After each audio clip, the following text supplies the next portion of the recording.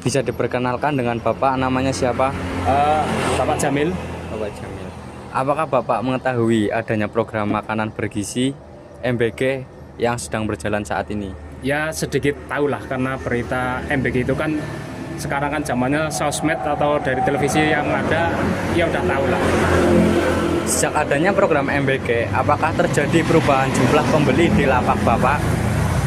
Tentunya ada, bukan hanya dari segi penurunan itu pasti karena saya yang menjadi pelaku pedagang kecil di pinggiran sekolahan itu kan menghadang anak-anak sekolah yang pulang sekolah, terus karena sudah menerima MBG terus akhirnya jajan yang pada pedagang kecil berkurang.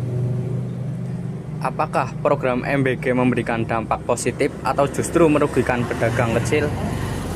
Bagi saya sebagai pelaku pedagang kecil tentunya ya tetap ada rasa kerugian karena omset yang tadinya mencapai 90% sekarang bisa berkurang menjadi 40%. Kendala apa yang paling Bapak rasakan sejak diberlakukannya program MBG ini?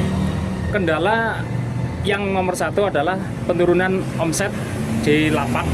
Terus yang kedua, belanja yang semakin meningkat. Menurut Bapak, apa peran pemerintah agar program MBG tetap berjalan tanpa merugikan pedagang kaki lima? Masalah itu kembali pada kebijakan pemerintah lagi, karena saya sebagai pedagang kecil tidak bisa berbuat apa-apa, hanya bisa mengikuti kebijakan pemerintah. Cuma kami sebagai pedagang kecil, sebagai pedagang kaki lima, pedagang kelilingan, pedagang asongan, harapan untuk MBG mungkin bisa dialihfungsikan yang lebih bermanfaat lagi. Kalau yang MBG sih ya sudah ada manfaat, cuma bagi kami sebagai pelaku usaha adanya penurunan omset, jadi kami sebagai pedagang kecil merasa kurang bermanfaat. Mungkin bisa dialihkan dengan penambahan uang saku dari transfer ke masing-masing siswa atau gimana, itu kebijakan pemerintah lagi. Terakhir Bapak, harapan apa yang Bapak sampaikan terkait keberlanjutan program MBG di masa mendatang?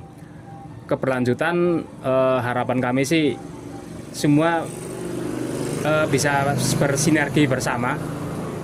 Pedagang kecil pun punya harapan, ingin kemajuan pada usahanya, ingin kehidupan pada keluarganya yang lebih baik lagi, dan pemerintah pun punya keinginan, punya tujuan anak-anak di Indonesia bisa semakin pintar, semakin maju, semakin sehat.